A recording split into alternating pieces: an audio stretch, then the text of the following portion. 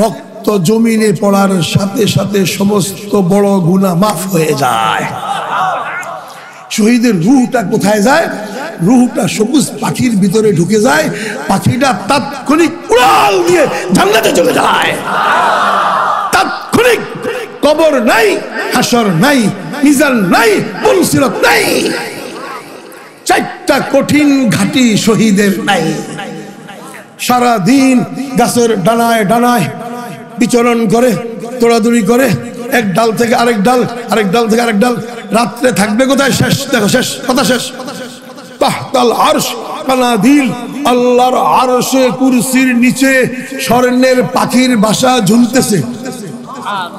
খেরকুটার পাখির বাসা না, স্বর্ণের পাখির বাসা। ওই শহীদের রূহটা সারাদিন বিচরণ করবে গাছের ঢালে ঢালে, রাত্রে এসে আল্লাহর আরশে কুরসির নিচে স্বর্ণের পাখির বাসায় অবস্থান করবে। আল্লাহ পাক আমাদের সকলকে বিনা হিসাবে জান্নাতুল ফেরদাউস দান করুক, শহীদ হয়ে ডাইরেক্ট জান্নাতে যাওয়ার তৌফিক দান করুক।